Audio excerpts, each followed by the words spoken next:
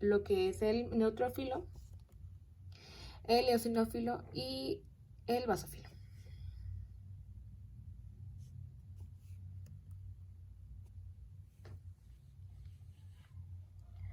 Ok, entonces terminamos de hablar de los componentes de los glóbulos rojos. Nada más tienen que aprenderse que existen diferentes tipos, los granulocitos y los granulocitos, y que son células de defensa. De ahí vamos a pasar a lo que son las plaquetas. En el hombre su número varía, pero ustedes saben que lo normal tiene que ser entre 150.000 hasta 350.000 plaquetas. Quien tenga menos de esta cantidad, ¿cómo se llama? Plaquetopenia, ¿no? La vida media de las plaquetas, si se dan cuenta, es muchísimo más corta que los leucocitos, perdón, que los eritrocitos, porque los eritrocitos tienen 120 días de vida y estos tienen de 6 a 12 días de vida. Por eso, otro ejemplo, cuando ustedes le pasan plasma a sus pacientes, si se dan cuenta, se les pasan muchos paquetes porque la vida media es muy corta. Estos pacientes que tienen cantidades disminuidas de lo que son plaquetas, pues no lo van a retener, ¿no?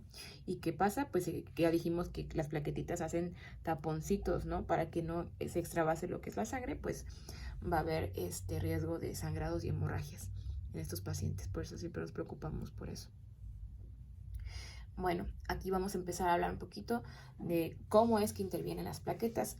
Intervienen en lo que es la hemostasia prácticamente, que no haya sangrado, por sustancias que libera para estimulación de contracción de los vasos lesionados. ¿Y qué libera? Ahorita lo vamos a ver. Evita la pérdida de sangre o por medio de lo que es aglutinación, es decir, un conjunto de plaquetitas que se van juntando en el punto de lesión de los vasos sanguíneos o los endotelios, de manera que favorece la solución de continuidad, quiere decir que ya no va a haber algo que me esté interrumpiendo la continuidad del vaso sanguíneo y que se salga la sangre, sino que va a seguir. ¿Por qué? Porque va a haber un taponcito de plaquetas, entonces la sangre pues va a seguir transportándose, ¿no? Participa en la formación de tromboplastina y pasos fundamentales en lo que es el inicio de la coagulación. En la hemostasia se divide en dos partes, en la primaria y en la secundaria, mediante 4 mecanismos. Primero va a ser lo que es espasmo vascular, o quiere decir lo que es vasoconstricción. Se lesiona el endotelio y ¿qué es lo que hace? Pues se contrae, ¿no? ¿Por qué? Porque hay algo que se está introduciendo y algo que está saliendo, entonces por lo mismo no es permeable ya, el vaso no es el mismo, sino que se va a contraer un poquito. Se va inmediatamente, el cuerpo lo va a detectar, ¿no? Que hay una lesión a nivel de vaso o vascular y se va a formar lo que es el tapón plaquetario. ¿Qué quiere decir? Inmediatamente se van a juntar las plaquetitas, se va a ver una adherencia y una agregación. Agregación quiere decir que se van juntando, ¿no? Que se van uniendo entre ellas y por lo tanto se adhieren y hacen lo que es el taponcito. Y de ahí, después de que pasa todo esto, ¿qué es lo que pasa? Pues la coagulación, obviamente, ¿no? Y organización y disolución de coágulo ya después que ya el vasito ya se adaptó, ya se curó, por así decirlo. Después va a haber lo que es la fibrinólisis. Quiere decir que eliminamos todo esto que pasó. Todo esto ya no lo necesitamos. Por eso hay fibrinólisis, eliminación de lo que es el taponcito de fibrina. Entonces vean un poquito más gráfico. Se lesiona el vaso. Se hace lo que es la vasoconstricción. O espasmo vascular, como ustedes le quieran decir. Se ve inmediatamente, vean cómo estaba así normal, ¿no? Estaba pasando todos los componentes de lo que es la sangre. Inmediatamente existe lo que es hemorragia, y después se empiezan a formar, aquí se ve una imagen, cómo es que las plaquetas se empiezan a aglutinar y se empiezan a agregar entre ellas. Y después se forma lo que es el taponcito de fibrina, se empieza lo que es la coagulación. Y posteriormente a esto, que ya el vaso ya no esté lesionado, que ya no exista riesgo de que lo que son hemorragias, se va a producir lo que es la fibrinólisis. Ok, bueno. Ustedes vean, aquí también es otro un poquito más gráfico, ¿no? Pero un poquito más específico. Les estamos hablando de lo que es hemostasia primaria. Primero, la adhesión de las plaquetas, ya que hubo lesión y todo. Vean, esta es la lesión del vaso sanguíneo.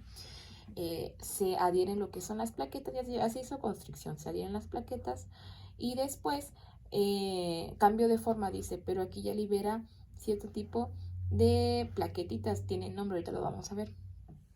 E incluso reclutamiento y agregan lo que es el tapón hemostático. Pero eso es lo que pasa en la hemostasia primaria, que empieza después de esto, lo que es la coagulación. Bueno, una vez que ya termina esto que les enseño, lo que es la hemostasia primaria, se empieza lo que es la hemostasia secundaria. ¿Y con qué empieza? Con la cascada de coagulación y la fase de formación de lo que es la fibrina.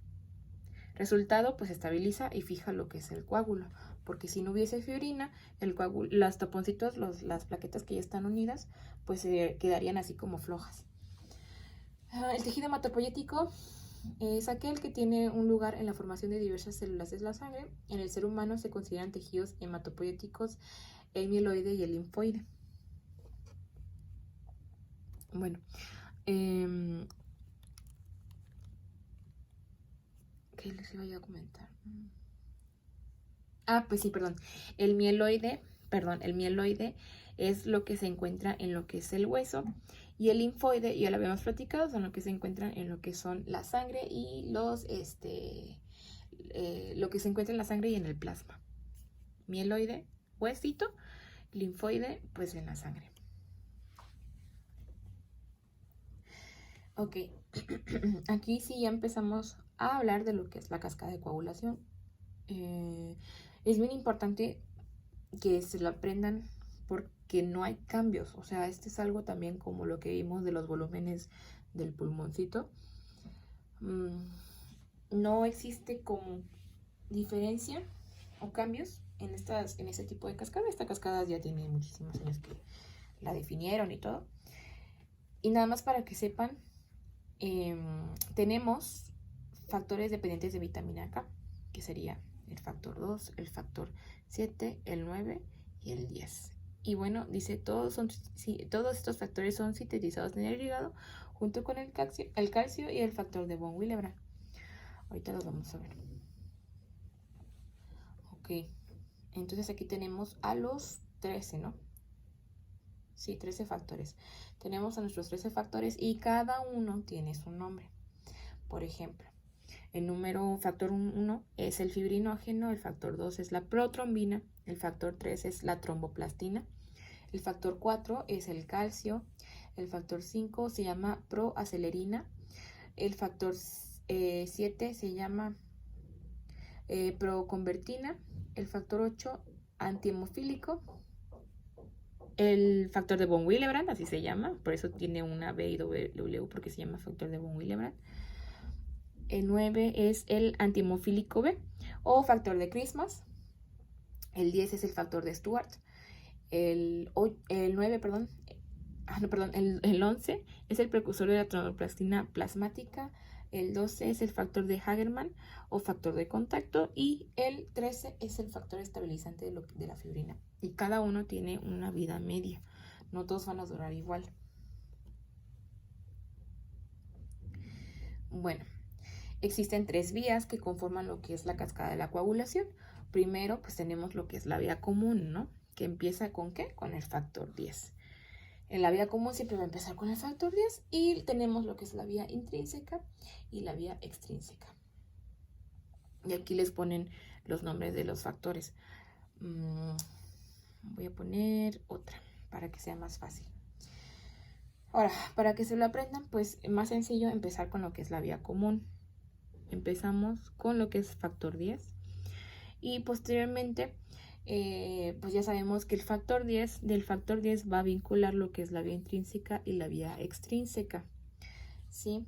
Después aquí les dice esta tablita, les dice, después escribes los números del 12 al 8 excluyendo al 10, que es el que es de la vía común, es decir, 12, 11, 9 y 8. Porque el 10 está aquí, no ponen 10 aquí porque el 10 es de la vía común, para que se lo aprendan. Posteriormente van a empezar con lo que es la vía extrínseca y únicamente, si se dan cuenta, nada más son 2 factores. Tenemos al 3 más 7, dice, y nos da 10, ¿no? Hacemos la suma del 3 y el 7. Obviamente ponemos el 3 y el 7. Y después, para terminar con lo que es la cascada de la coagulación, empezamos para recordar la vía común. El método que sirve es el de 5 por 2 por 1. Y el resultado pues va a ser 10, ¿no? 5, 2 y 1, 10. Esa es la cascada de coagulación, chicos, en resumidas. Bueno, ¿para qué nos sirve? ¿Para qué yo me lo quiero aprender, no? Bueno, pues si tú eres una persona que te interesa mucho lo que es la hematología, sabemos que en ciertos factores, cuando hay deficiencia de ciertos factores, pues existe lo que es enfermedades, como mejor ejemplo, si me hace falta el factor 8, yo puedo padecer lo que es hemofilia tipo A. Y si me hace falta el factor 9, tengo hemofilia tipo B. Aquí les voy a poner, miren. Factor 8 es el antihemofílico, pero sería A. Y el factor 9 es el crismas, el B. ¿Sale? Acuérdense que las mujeres nada más somos portadoras de lo que es la enfermedad de la hemofilia, y el que presenta las características ya sintomatológicas pues es el varón, ¿no? Pero si existe una enfermedad que cuando hay deficiencia de un factor, las mujeres podemos tener hemorragias consecutivas, y esa sería la deficiencia del factor de von Willebrand.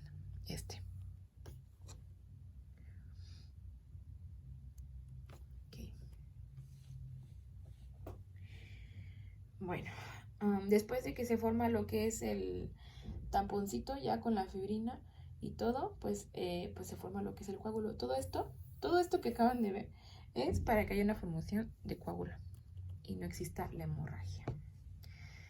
Bueno, les voy a poner un videito explicándoles. Bueno, no, mejor no se los pongo, se los subo. Y eso sería todo de lo que es sistema hematopoyético. Ustedes tienen nada más que entender qué es el componente del sistema hematopoyético, y si se quieren aprender la cascada de coagulación, pues sería ideal para que ustedes comprendan cómo es que se produce lo que es el coágulo al final de todos los factores que se segregan en las vías que tenemos. ¿Sale? Espero haberles ayudado en este tema, y me voy a seguir con el siguiente tema, que es el tema de sistema endocrino.